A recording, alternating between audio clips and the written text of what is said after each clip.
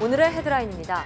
정부가 온실가스 감축을 위해 7개 부문별 배출 목표량을 마련하고 배출권 거래제 시장도 활성화하는 등 제3차 녹색성장 5개년 계획을 확정했습니다. 이를 통해 오는 2030년까지 현재 온실가스 배출량 대비 30%를 줄일 계획입니다. 미국 IT 기업의 거래 중단이 이어지자 중국 정부는 이에 맞서 히토류 수출 금지 카드를 검토하는 등 미중 무역 전쟁이 격화하고 있습니다.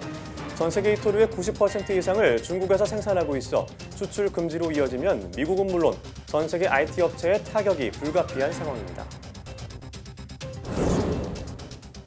태양의 흑점 활동은 지구에서 통신 장애를 일으키는 등 많은 영향을 끼치는데요.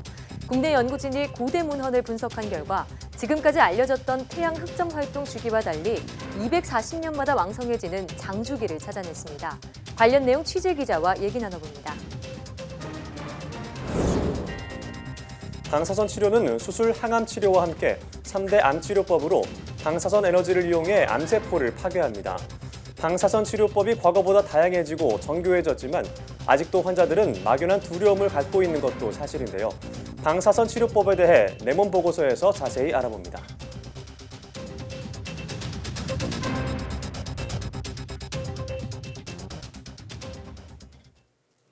여러분 안녕하십니까? 사이언스 투데이입니다. 온실가스를 감축하기 위해 7개 부문별 배출 목표량이 마련되고 배출권 거래제 시장도 활성화됩니다. 정부는 국무회의를 열어 이 같은 내용의 제3차 녹색성장 5개년 계획을 확정했습니다. 정부는 2030년 온실가스 배출량 목표를 5억 3,600만 톤으로 정한 감축 로드맵을 이행하기 위해 7대 부문별 목표 배출량과 이행 수단을 마련하고 감축 실적을 공개하기로 했습니다. 또 기업의 적극적인 온실가스 감축을 유도하기 위해 온실가스 배출권 거래제에서 돈을 받고 배출권을 나눠주는 유상할당 비중을 2021년부터 10% 이상으로 늘릴 계획입니다. 배출권 시장을 활성화하기 위해 유상할당 경매 방식의 다양화와 제3자의 시장 참여, 파생상품 거래 등의 방안도 추진하기로 했습니다. 정부는 또 2050 국가 온실가스 감축 목표를 설정해 내년에 유엔에 제출할 계획입니다. 정보통신기술 수출이 반도체와 디스플레이 부진 탓에 6개월째 내림세를 이어가고 있습니다. 과학기술정보통신부는 지난달 ICT 수출액은 152억 2천만 달러로 지난해 같은 기간보다 10.6% 줄었다고 밝혔습니다. 특히 지난달 반도체 수출액은 85억 8천만 달러로 메모리 반도체 단가 하락과 시스템 반도체 수요 둔화 등으로 1년 전보다 13.3% 감소했습니다. 디스플레이 역시 LCD 패널 경쟁이 심화하면서 지난해 같은 기간보다 16.2% 떨어졌습니다. 지역별로는 ICT 최대 수출국인 홍콩을 포함한 중국과 EU는 감소했지만 베트남과 미국 수출은 증가했습니다. 지난달 ICT 수입은 94억 8천만 달러이고 수지는 57억 4천만 달러로 흑자 기조를 유지했습니다. 농림축산검역본부는 올해 1월 경기도 안성에서 발생한 구제역은 중국을 통해 유입된 것으로 추정했습니다. 농축산검역본부 역학조사위원회는 안성 구제역소의 바이러스 유형은 2018년 중국 귀주성에서 발생했던 구제역 바이러스와 99.5%의 유사성을 보여 중국으로부터 불법 축산물에 의해 유입된 것으로 추정된다고 밝혔습니다. 또 안성시 농장에서 인근 충북 충주시로 전파된 것은 지역 간 거리가 40km 이내로 짧은 점을 고려할 때 차량과 사람이 옮겼을 가능성이 크다고 밝혔습니다. 미중 무역 분쟁에 미국의 첨단 IT 기업들이 가세하자 중국은 히토류 수출 금지 카드를 꺼낼 태세입니다. 시진핑 중국 국가주석이 어제 히토류 기업을 전격 방문했습니다. 베이징에서 강성웅 특파원입니다. 미국 최고의 인터넷 기업 구글이 중국 기업 화웨이의 기술 지원과 협력의 중단 소식이 전해진 날, 시진핑 중국 국가주석이 방문한 곳은 장시성에 있는 히토류 기업입니다. 방문 목적은 히토류 산업 발전 상황을 알아보기 위한 것이라고 신화통신은 전했습니다. 미중 무역 협상에 중국 측 수석 대표인 류허 부총리도 대동했습니다. 첨단 산업의 필수 재료인 히토류는 중국이 전 세계 생산량의 95%를 차지하는 핵심 자원입니다. 미국에 구글이 있다면 중국에는 히토류가 있다는 것을 보여주며 대미 수출 금지를 경고한 것입니다. 中美经贸磋商只能沿着相互尊重、平等互利的正确轨道前行。 중국 정부는 자국 기업이 법률을 무기로 권리를 지키는 것을 적극 지지한다고 밝혔습니다. 조만간 화웨이의 법적 대응이 예상됩니다. 화웨이는 인공지능과 자율주행 관련 인재 채용에도 나서며 독자 기술 구축도 본격화하고 있습니다. 미국과 중국의 무역 갈등이 첨단 산업으로 옮겨가고 기업들까지 얽히면서 점점 국가 간 대결 양상으로 번지고 있습니다. 베이징에서 YTN 강성웅입니다. 트럼프 행정부가 정보통신 기술을 보호하겠다며 행정명령까지 내리자 중국은 희토류 수출 금지라는 히든카드를 만지작거리고 있습니다. 네, 희토류가 어떤 자원이길래 중국의 히든카드가 되는 걸까요? 화면 보면서 설명드리겠습니다. 21세기 최고의 전략 자원으로 평가받는 희토류는 총 17개 화학 원소의 총칭입니다. 매장된 곳도 한정적인 데다 한 번 채취할 때 많은 양을 생산할 수 없어 자연계에 매우 드물게 존재하는 금속 원소라는 의미로 희토류라는 이름이 붙었습니다. 희토류는 화학적으로 매우 안정돼 있고 건조한 공기에서도 잘 견디며 열을 잘 전도하는 특징이 있습니다. 또 상대적으로 전기적, 자성적, 그리고 발광적 성질이 탁월하죠. 이러한 특징들 덕분에 희토류의 활용 역시 다양한데요. LCD, LED, 스마트폰, IT 산업, 전자제품 등에 폭넓게 사용되고 형광체나 광석류의 필수 요소로 레이저나 페인트, 배터리 등에도 쓰입니다. 미래 발전 산업인 전기자동차나 풍력 발전, 태양력 발전에도 중요한 역할을 하기 때문에 첨단 산업의 비타민, 녹색 산업의 필수품이라는 수식어도 붙습니다. 현재 중국은 이런 희토류의 생산량을 거의 독점하고 있습니다. 전 세계 생산량의 90% 이상을 중국이 차지하고 있는데요. 덩샤오핑은 중동에 석유가 있다면 중국엔 희토류가 있다라고 할 정도로 희토류에 대한 독점권을 자부했습니다. 현재 미국은 희토류 수요의 80%를 중국에 의존하고 있습니다. 중국이 무역 전쟁 속에서 미국을 압박하는 수단이 될 수 있다는 얘기죠. 만약 중국이 미국을 겨냥해 수출을 전면 금지한다면 우리나라의 반도체 등 IT 업체들의 타격도 불가피한데요. 우리를 비롯한 전 세계 IT 산업에 먹구름이 들이우자 중국 시진핑 주석의 희토류 카드에 관심이 쏠리고 있습니다. 한국수력원자력이 원자력안전위원회가 지적한 한빛 원전 1호기의 안전조치 위반에 대해 반박했습니다. 한수원은 한빛 원전 1호기의 경우 모든 안전설비가 정상 상태를 유지해 체르노빌 원전과 같은 출력 폭주는 일어날 수 없다고 밝혔습니다. 특히 한빛 1호기는 지난 10일 오전 10시 반쯤 제어봉 인출을 시작해 출력이 18%까지 상승했지만 이를 감지하고 제어봉을 삽입하면서 3분 뒤 출력이 1% 이하로 줄었다고 해명했습니다. 또 한빛 1호기는 원자로 출력이 25%까지 올라가면 자동 정지되도록 설계돼 제어봉 인출이 계속되더라도 더 이상의 출력 증가는 일어나지 않는다고 설명했습니다. 무면허 정비원이 제어봉을 조작했다는 지적에는 원자로 운전은 감독자 면허를 가진 사람이 지시 감독하는 경우에는 면허를 소지하지 않는 사람도 할 수 있다고 주장했습니다. 한수원은 그러나 정비원이 원자로 조종 감독자인 발전팀장의 지시와 감독 아래 제어봉을 인출했는지는 조사 중이라고 덧붙였습니다. 국내 연구진이 석탄 화력발전소 미세먼지 배출 농도를 기존보다 10배 이상 줄일 수 있는 기술을 개발했습니다. 한국기계연구원과 두산중공업은 전기로 미세먼지를 한 곳으로 모아 제거하는 방식으로 석탄발전소 굴뚝에서 배출되는 미세먼지를 1세제곱미터에 0.5mg까지 줄이는 장치를 개발했다고 밝혔습니다. 연구팀은 실제 석탄 화력발전소에 적용할 수 있는 실물 크기의 모형을 만들어 성능 테스트를 마쳤으며 앞으로 노후된 석탄 화력발전소를 중심으로 실증을 거쳐 상용화할 계획입니다.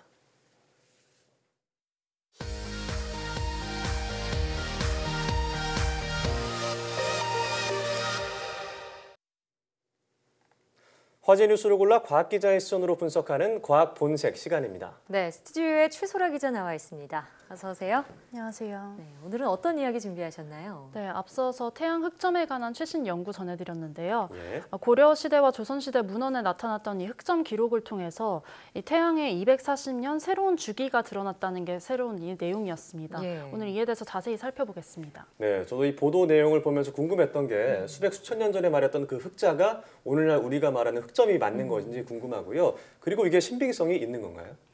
네, 연구진이 밝히려고 주력했던 부분이 그 부분이기도 한데요. 예. 천문현상을 가리키는 이 명칭이 과거와 현재가 다르기 때문에 이런 의문이 생기는 거겠죠. 예. 혹시 우리 선조들이 일식이나 뭐 날씨가 흐린 것을 기록한 건데 우리가 예. 이것을 흑점으로 잘못 해석한 것은 아닐까 이런 우려가 있을 텐데요. 예. 결론부터 말씀드리면은 연구진은 흑점을 가리키는 것이 확실해 보이는 기록만을 이번 연구에 활용을 했다고 합니다. 네. 네. 먼저 우리나라에 남아있는 이 흑점에 대한 가장 오래된 기록은요. 삼국사기에 등장을 하는데 고구려 그 영류왕 23년 그러니까 서기 640년에 해의 빛이 사라졌다가 3일 이후에 다시 밝아졌다 이런 문구가 나오거든요. 예. 이 부분이 묘사가 좀 애매하기도 하고 삼국사기 통틀어서 이런 묘사가 뭐 한 번밖에 나오지 않는다고 해요. 이 때문에 연구진은 이 삼국사기의 구절을 이번 연구에서 배제를 했다고 합니다. 네. 그리고 훨씬 이후인 고려와 조선시대 자료만을 가지고 이번 연구를 진행했습니다. 네. 고려사랑 이 조선 왕조실록에 거의 매일 해에 대한 기록이 있었다고 하는데요. 그러다 보니까 일식이나 뭐 날이 흐린 것도 전부 기록이 됐습니다. 예. 그래서 일반 기후나 자연현상을 흑점에 대한 기록이랑 헷갈리기는 힘들다는 겁니다. 기록을 보면은 흑점의 이 크기에 따라서 검은 점이나 자두, 계란, 뭐 복숭아, 배 이렇게 네. 5개로 표현을 했다고 하는데요. 대부분 이런 태양 표면의 현상이 이 길까지, 그러니까 다음 날까지 혹은 며칠 동안도 지속됐다고 명확하게 명기가 돼 있습니다. 네. 이런 이유도 이 흑점에 대한 기록이 다른 천문 현상을 오해한 게 아니라는 증거이기도 합니다. 예. 자, 그러니까 표현 방식이 달랐던 것이지 흑점 현상을 보고 기술한 것이 거의 확실시된다. 이게 연구진의 의견인데요. 그러면 이 기록에 좀 신비성이 더해질 만한 것들이 또 있나요?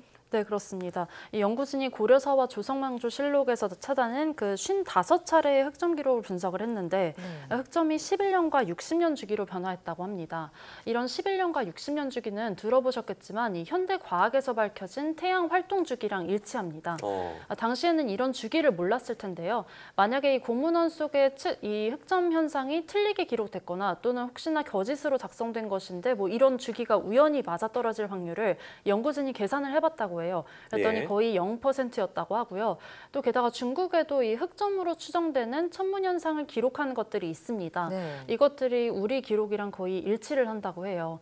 이런 이유로 이 연구진은 고문원이 신빙성이 있다고 판단을 했고요. 이번 연구를 그걸 바탕으로 진행을 한 겁니다. 네. 그럼 이 고문원 연구를 통해서 수백 수천 년 전의 어떤 흑점 기록을 통해서 태양의 장주기를 알아냈다는 건데 이건 어떤 의미가 있는 건가요? 네, 태양 활동에 앞서 말씀드린 대로 11년과 60년 주기가 있다는 건 이미 알려졌잖아요. 네. 그런데 11년과 60년 주기보다 비교적 증명이 덜 된 것이 240년 주기입니다. 이 240년 주기가 유럽의 한 과학자가 옛날에 중국의 옛날 문헌을 바탕으로 제안을 한 건데요. 그 데이터가 기존 11년과 60년 주기를 명확히 드러내지 않는다는 의견이 과학계에 있었습니다. 예. 그런데 이번 연구는 11년과 60년이라는 이 주기를 충족을 하면서도 또 새로운 240년 주기를 명확하게 드러낸 겁니다. 예. 이 주기성을 하나 더 발견했는데 이것이 굉장히 장주기이기 때문에 앞으로 태양 활동에 아주 긴 태양 활동을 예측을 하는데 더 도움이 될 것으로 보입니다. 예. 자, 우리가 태양 활동을 예측해야 하는 이유가 이 태양의 활동이 지구에 영향을 미치기 때문이잖아요. 네. 구체적으로 어떤 영향을 미치나요? 네, 흑점 주변에서는요, 이 태양 활동인 플레어나 홍염 현상 등 이런 폭발이 활발한데요. 예. 그래서 흑점이 많은 시기, 그러니까 태양 활동이 활발한 시기에는 이 태양의 자기장이 또 불안정해지기도 합니다. 여기에 영향을 받아서 뭐 우리 인간이 쏘아올린 인공위성이 오작동할 위험도 있고요. 심지어는 지구에서 항공기 통신이 마비될 수도 있고요. 뭐 나침반이 교란되는 경우도 있다고 합니다. 실제로 보면요, 1859년에는 태양 활동 때문에 지구에서 통신 간섭이 실제로 일어났고요. 2003년에는 11분간 인공위성이 오작동한 일도 있었습니다. 태양의 주기를 우리가 만약에 파악을 할 수 있다면은 예. 이런 현상을 미리 알고서 또 사고를 방지할 여지도 커지는 겁니다. 예. 네, 이 정도면 뭐 이 흑점 활동이 지구의 어떤 기후에도 영향을 미치겠네요. 네, 연구진이 이번에 이런 시각을 뒷받침했는데요. 연구진이 고려사와 조선왕조실록에 700번 정도 나왔던 서리 기록을 분석을 했다고 해요. 예. 네. 봄에 날씨가 따뜻해지면 서리가 녹잖아요. 이 녹은 시기에서 다시 서리가 생기는 시기, 그러니까 따뜻했던 시기가 이 길이가 얼마였는지 살펴봤다고 하는데요. 이 태양의 흑점이 많아진 시기에 우리나라의 따뜻한 시기가 굉장히 짧았다고 합니다. 예. 온도가 급격하게 하락한 거죠. 서기 1400년도 2000년도와 1650년도 때 매우 추웠다고 하는데요. 이 시기에는 태양의 흑점이 많은 시기와 일치했다고 합니다. 예. 자, 태양 흑점이 늘어나면 뭐 지구 기온이 낮아진다. 이게 만약에 사실이라면 240년 주기로 계산할 경우 앞으로 2130년이죠. 이때 또 엄청난 추위가 지구에 찾아올 수도 있다. 이런 얘기인가요? 태양 활동만 놓고 보면 주기성만 우리가 고려를 한다면 그렇게 볼 수도 있겠죠. 예. 하지만 기온에 영향을 주는 것은 이 외에도 여러 가지가 있다고 합니다. 네. 잘 알고 계신 것처럼 최근에는 이 온실가스로 인해서 지구 온난화가 심각하잖아요. 그렇죠. 이렇듯 현재는 태양의 활동보다도 인간 활동이 지구 온도에 좀 더 심각한 영향을 주고 있다고 과학자들은 보고 있습니다. 예. 이번에 태양 주기를 밝혀낸 연구가 앞으로의 기후를 예측하는 데 도움이 되기도 하지만요. 더 중요한 것은 이 태양 주기를 우리가 알고 있는 가운데서 과거 인간이 환경오염을 하지 않았을 때와 비교해서 현재 기후 변화가 어떤지 이걸 좀 대조를 해볼 수 있다. 네. 이런 점에서도 이번 연구가 의미가 있습니다. 네, 그렇습니다. 예전에 비해서 과학기술이 점점 발전하고 첨단 기기가 나오고 있지만 이런 고문을 통해서 하늘의 비밀을 알아냈다는 게 참 신기한데 또 관련 연구 결과가 나오면 또 알려주시면 좋을 것 같습니다. 네. 다음은 어떤 소식인가요? 네, 두 분 헬륨가스 아시죠? 네, 알고 헬륨가스 있죠. 뭐 우리가 풍선 넣어서 이렇게 마시면 목소리 변하고 그러잖아요. 예. 그렇습니다. 그런데 많이 사용된 헬륨가스가 맞는데요. 이 헬륨이 요즘 심상치가 않습니다. 네. 최근 1년 사이에 헬륨 가격이 무려 서너 배 폭등했습니다. 지난해 말 국내 헬륨 한 통, 그러니까 47리터짜리 헬륨 한 통 가격이 18만 원 정도였다고 하는데요. 예. 현재는 그 50만 원까지도 올랐다고 합니다. 예. 가격은 둘째치고 세계적으로도 이런 헬륨을 구하기가 어렵다고 하는데요. 뉴욕타임즈 보도에 따르면요. 미 캘리포니아주 등 일부 지역에서 파티용품을 파는 매장에서 지난 10월 이후에 헬륨 재고가 없거나 부족한 상태라고 합니다. 갑자기 왜 이렇게 가격이 오른 건가요? 그러게요. 네, 헬륨은 우리가 생각하면 매우 가벼운 기체잖아요. 예. 그리고 뭐 공중에 많이 떠 있을 것 같고 구하기도 쉬울 것 같다는 생각이 드는데요. 네. 실제로는 그렇지가 않다고 합니다. 음. 대기 중에 포집하는 것은 매우 어렵고 또 비용이 많이 들고요. 지하에서 액체 상태로 얻는다고 하는데요. 예. 지하에서 방사성 원소가 분괴를 하면서 헬륨이 생기기도 하기 때문에 이런 광물이나 천연가스를 채굴할 때 부산물로 헬륨을 얻는 겁니다. 따라서 우리나라는 헬륨을 전량 수입하고 있고요. 예. 헬륨의 대표적인 산지가 미국과 카타르입니다. 이 중에서 카타르가 최근에 중동 외교 분쟁으로 수출길이 막혔거든요. 네. 그런데 미국은 현재 헬륨이 이제 유일한 주요 수출국이 된 거죠. 그런데도 불구하고 미국이 이 헬륨 고갈 방지를 위해서 헬륨 생산량을 줄이고 있는 데다가요. 네. 또 거기에 더해서 중국이 반도체를 생산할 때 이 냉각제로 헬륨이 필요한데 이것들을 사들이면서 이 헬륨 가격이 급등하고 있다고 합니다. 예. 자, 가뜩이나 구하기 어려운 헬륨인데 공급은 또 줄고 거기다 수요는 계속 늘고 있기 때문이군요. 헬륨이 반도체 생산에 쓰이는지 몰랐는데 또 어디에 쓰이나요? 네, 헬륨 쓰이는 곳 우리가 생각하는 것보다 굉장히 많은데요. 네. 자기 공명 영상 장치, 그러니까 병원에 있는 MRI 예. 기기에도 쓰이고요. 이 MRI는 강한 자기장으로 작동을 하기 때문에 네. 매우 차가운 이 극저온의 초전도 자석이 필요합니다. 예. 이때 사용되는 게 이 극저온의 액체 헬륨이라고 합니다. 이 밖에도 헬륨은 여러 과학 분야에서도 필수적입니다. 핵융합에도 이게 헬륨이 쓰이기 때문에 한국형 인공태양으로 불리는 K-스타 많이 보도해드렸죠. 예. 여기에서도 사용이 되고요. 또 우주 로켓 발사 전에 산화제로 사용되는 액화산소를 또 액화시키는데도 이런 그 약간이지만 기체 상태의 저온 헬륨이 활용된다고 합니다. 네. 또 자동차 에어백에도 활용이 된다고 하고요.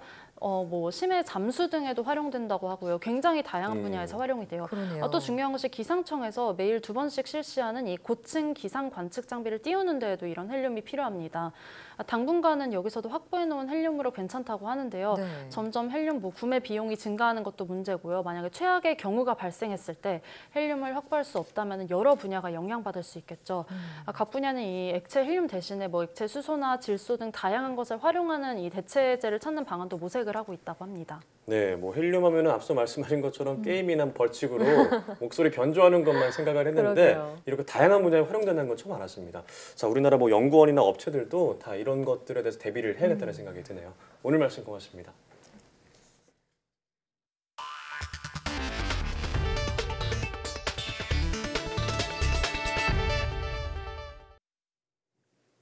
야생 보노보 사회에서 어미가 아들의 짝짓기에 깊이 관여한다는 연구 결과가 나왔습니다. 독일 막스플랑크 진화생물학 연구소는 야생 보노보의 생태를 분석한 결과 어미와 함께 지내는 수컷이 새끼를 가질 확률이 그렇지 않은 경우보다 3배 더 높은 것으로 나타났다고 밝혔습니다. 연구팀의 분석 내용을 보면 보노보 사회에서 어미는 아들의 짝짓기 성공을 위해 경쟁 수컷을 견제하는 등 영향력을 행사하는 것으로 나타났습니다. 연구팀은 야생 보노보 사회에선 상위층일수록 암컷에 의해 지배되는 경향이 나타난다며 어미의 행동이 손자의 수에 영향을 끼친다는 걸 확인할 수 있었다고 덧붙였습니다. 지중해 지역에서 자라고 검고 쓴맛이 강한 딸기나무 꿀이 대장암 치료에 효과가 있다는 연구 결과가 나왔습니다. 스페인 그라나다 대학 등 공동 연구팀은 딸기나무 꿀이 대장암 세포의 핵심 유전자를 억제해 암세포의 증식과 전이를 차단한다고 밝혔습니다. 이런 효과는 딸기나무 꿀의 투여량이 많을수록 높아졌습니다. 연구팀은 동물 실험을 통해 딸기나무 꿀의 대장암 억제 효과를 추가로 입증할 계획입니다. 기후변화와 석유제왕 고갈로 환경 문제가 커짐에 따라 생물연료인 바이오매스를 활용해 천연 화합물을 만드는 연구가 진행되고 있습니다. 카이스트 연구팀이 그동안 화학적 방법으로만 생산했던 포도향 화학물질을 미생물을 활용해 천연으로 만드는 기술을 개발했습니다. 이정우 기자입니다. 식료품과 화장품, 자외선 차단제 등의 첨가제로 많이 쓰이는 메틸 안트라닐산. 포도향과 맛을 내는 물질로 여러 과일과 식물에 들어 있습니다. 하지만 식물 추출은 경제성이 낮아서 그동안 석유화학적 방법으로 생산했습니다. 카이스트 이상엽 특훈 교수 연구팀이 포도당과 같은 바이오매스에서 100% 천연 메틸 안트라닐산을 효율적으로 만드는 공정을 개발했습니다. 박테리아를 유전체 조작을 하여서 그 포도당 같이 재생 가능한 원료를 이용해서 포도향, 우리가 좋아하는 그 포도향을 만드는 그런 기술입니다. 재생 가능한 생물 연료를 사용해 화학 반응 없이 메틸 안트라닐산을 재조연했다는 점이 주목받고 있습니다. 발효 방법으로 생산 공정이 간단하고 환경 친화적인 이 기술은 앞으로 식품과 의약품, 화장품 분야 등에 널리 활용될 것으로 보입니다. 연구팀은 추출과 발효 과정을 이용해 메틸 안트라닐산을 정제하는 방법도 함께 제시했습니다. 이번에 이제 생물학적으로 생산을 하게 됨으로써 아주 자연 친화적인 그리고 사람들이 조금 더 적극적으로 활용할 수 있는 그러한 첨가제를 개발했다 이렇게 말할 수 있습니다. 지난 100년간 석유화학 기반으로만 생산됐던 메틸 안트라닐산을 100% 바이오 기반으로 생산할 수 있는 이 연구 결과는 국제학술지 미국 국립과학원회보에 실렸습니다. YTN 이정호입니다. 제주도 북구 해상에 있는 추자도에 세계적으로도 희귀한 동식물 940여 종이 서식하는 것으로 조사됐습니다. 제주도 세계유산본부는 추자도 일대를 조사한 결과 식물 400여 종과 곤충 300여 종 등 모두 940여 종의 희귀 동식물이 확인됐다고 밝혔습니다. 이 가운데는 세계자연보전연맹이 지정한 보호가 시급한 1등급 식물 문주란을 비롯해 국내 서식이 최초로 확인된 일본 고유 거미 등도 포함되었습니다. 본부는 보고서에 수록된 자료들을 바탕으로 추자도는 물론 제주의 자연자원 변화와 모니터링에 나설 것이라고 밝혔습니다. 홀로 사는 남성 노인이 여성 노인보다 외로움과 우울감에 더 취약하다는 분석이 나왔습니다. 서울대 간호학과 박연환 고하나 연구팀은 지난해 8월에서 10월 사이 경기도에 사는 65살 이상 독거노인 1000명을 대상으로 삶의 질을 물어본 결과 이같이 나타났다고 밝혔습니다. 조사 결과 남성 노인은 여성 노인보다 외로움과 우울 증상을 더 많이 느꼈으며 더불어 자살 시도 비율도 높아지는 것으로 확인됐습니다.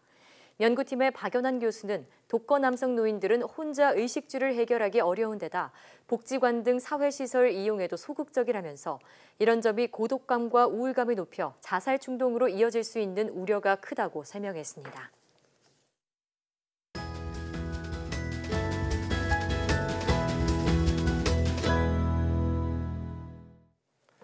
방사선 치료는 암을 치료하는 방법 중에 하나인데요. 예전에는 말기암 환자에게 사용하는 최후의 방법이었지만 최근엔 부위나 병기에 상관없이 적용 가능하기 때문에 암 치료에 중요한 역할을 하고 있다고 합니다. 네, 오늘 내 몸 보고서에서는 방사선 치료의 모든 것에 대해 알아보겠습니다.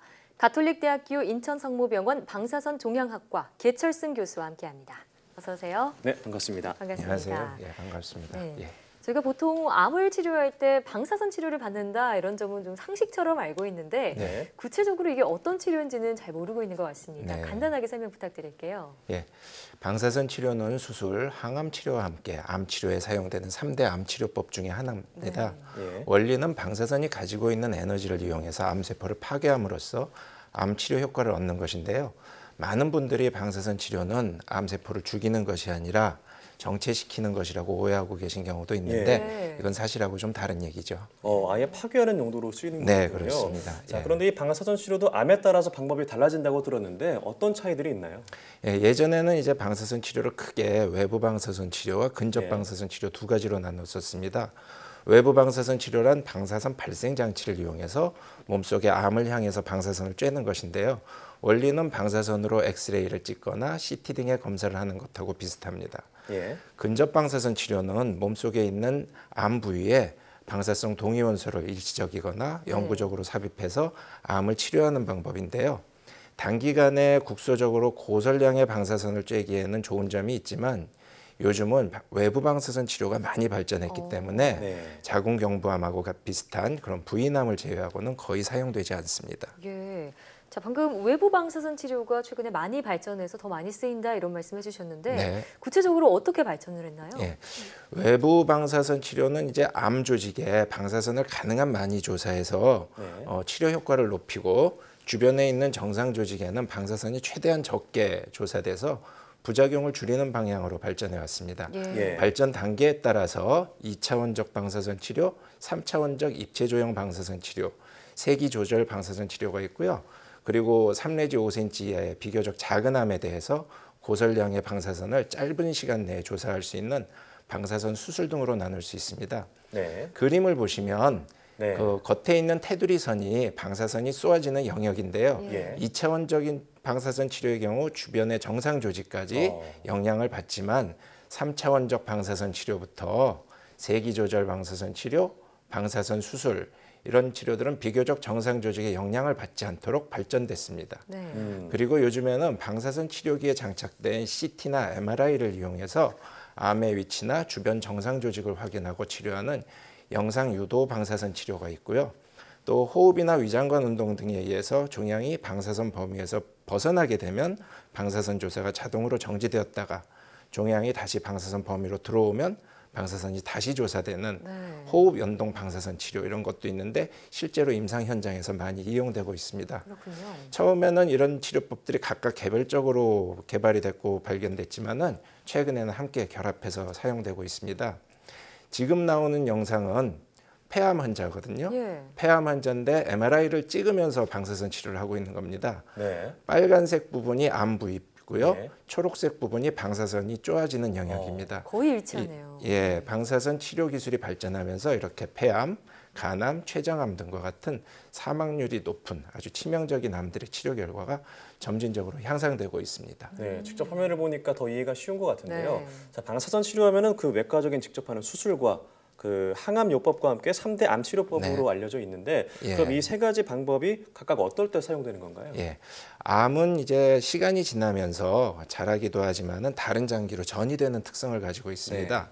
또 암의 종류에 따라서는 초기임에도 불구하고 다른 장기로 전이될 위험성이 굉장히 높은 암들이 있거든요.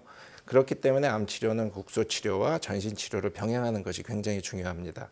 국소적 치료로는 외과적 수술이나 방사선 치료가 있고 전신 치료로는 항암 화학요법이 있습니다. 최근에 많은 관심을 끌고 있는 표적 치료제나 면역 치료제도 전신 치료법에 속한다고 할 수 있고요. 네. 또 암이 좀 진행된 후에는 수술 후에도 국소 재발이나 전이 등의 위험성이 높기 때문에 방사선 치료나 항암 치료를 하면서 수술 후 재발률을 낮출 수 있는데요. 폐암이나 유방암, 대장암 등이 여기 속합니다. 네. 그리고 암이 진행돼서 바로 수술하기가 어려운 경우에는 수술 전에 항암 치료와 방사선 치료를 암의 크기를 줄인 다음에 수술을 하게 되면 치료 효과가 높아지는 경우도 있는데 식도암이나 직장암 등이 그렇습니다. 예. 그 외에 암이 다른 장기로 전이된 경우거나 혈액암 같은 병에서는 항암 치료가 굉장히 중요한데요. 하지만 항암 치료 후에도 암이 국소적으로 다시 심해지는 경우에는 수술적으로 제거하거나 방사선 치료를 시행하는 경우도 있습니다. 네. 결국은 수술이나 항암 화학요법 그리고 방사선 치료는 아주 근본적으로 서로 다른 치료법이지만 암의 종류나 환자 상태에 따라서 적절하게 병행함으로써 치료 효과를 향상시킬 수 있는 겁니다. 예. 이 방사선 치료는 방금 국소적 치료다라고 말씀하셨는데 네. 제가 알기로는 여러 번 나누어서 이렇게 방사선 치료를 네. 받아야 한다고 하더라고요. 예. 그런 이유도 따로 있을 것 같습니다. 아무리 방사선 치료가 발전했다고 하더라도 방사선을 쬐게 되면은 암 환자에게 방사선을 쬐게 되면은 암세포뿐만 아니라 정상세포도 영향을 받게 되거든요. 아무래도요. 네. 그래서 이 정상세포의 손상이 심해지게 되면은 방사선 부작용으로 인해서 환자분이 고통을 받게 됩니다. 네. 다행히도 방사선에 의해서 손상을 받은 정상세포는 암세포보다는 회복력이 빠릅니다. 예.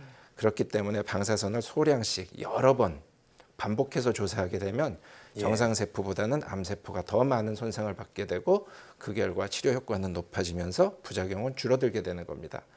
지금 나오는 사진은 피부암 걸린 환자인데요. 예. 6주 동안 방사선 치료를 한 후에 보면은 피부의 암덩어리는 사라졌지만은 주변의 피부 조직은 정상적으로 회복된 걸 보실 수 있고요. 그러네요. 그래서 이제 방사선 치료는 보통 월요일부터 금요일까지 일주일에 5번씩 시행하면서 길게는 7주 혹은 8주까지 걸리는 경우가 꽤 흔하게 있습니다. 네, 자, 방사선 치료를 통해서 주변 정상 조직이 손상되면 부작용을 일으킬 수 있다 이런 말씀을 해주셨는데 네. 대표적으로 어떤 부작용이 있고 그 부작용을 최소화하려면 어떤 방법이 있을까요? 예, 방사선 치료의 부작용은 방사선을 받는 부위에 따라서 달라집니다. 예. 얼굴이나 목 등에 이제 암이 생긴 두경부암 같은 경우에 방사선 치료를 받을 때 환자들이 제일 힘들어하시는 것들이 이제 방사선 피부염입니다. 이건 얼굴이나 목의 피부가 여름에 햇빛에 탄 것처럼 좀 불그스름해지다가 심하면 벗겨지기도 하고 나중엔 궤양이 되기도 하거든요. 예. 그리고 또 구강염이나 식도염이 생겨서 음식을 먹기가 힘들어지고 결과적으로는 체중이 심하게 감소하기도 합니다.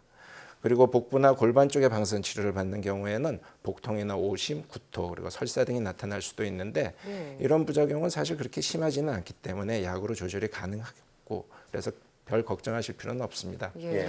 하지만 이제 방사선 치료가 끝나고 나서 6개월이 지나서 생기는 만성 부작용이라는 것도 있는데요.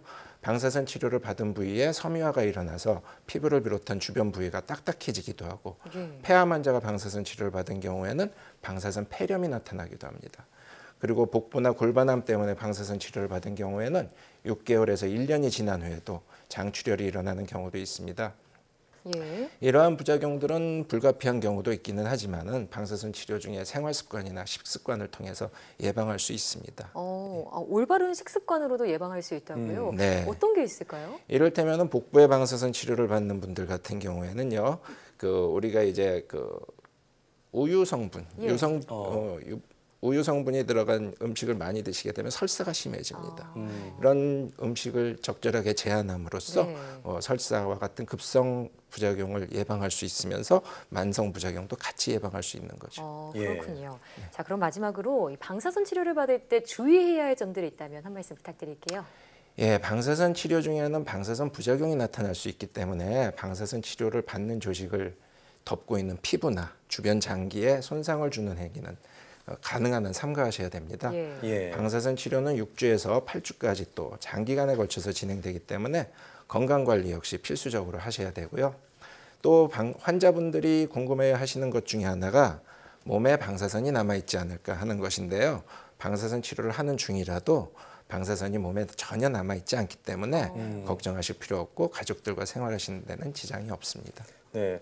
제가 얼마 전에 그 암투병으로 고생하시다가 돌아가신 분에 대한 영화를 본 적이 있어요. 네. 그래서 그분들이 어떤 겪는 고통이라던가 그렇습니다. 가족들의 아픔을 보면서 참 마음이 아팠는데 네. 이렇게 과학이 발전하면서 암치료법이 더욱더 발전하는 그런 방법이 나오길 기대해 보겠습니다. 예. 네. 지금까지 가톨릭대학교 인천성모병원 방사선 종양학과 개철순 교수와 함께했습니다. 오늘 말씀 고맙습니다. 고맙습니다. 감사합니다.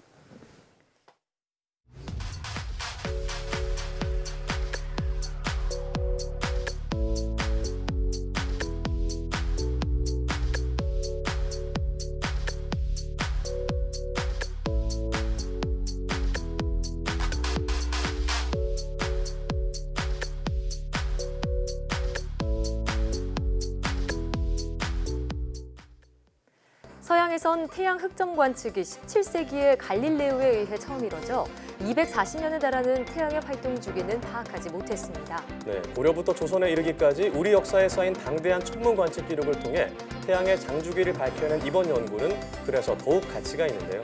우리나라의 풍부한 역사 기록이 현대과학적 측면에서 더 높은 신빙성을 가지고 앞으로도 중요한 자료로 활용되길 기대해 보겠습니다. 네, 사이언스데이 저희가 준비한 소식은 여기까지입니다. 함께해 주신 여러분 고맙습니다.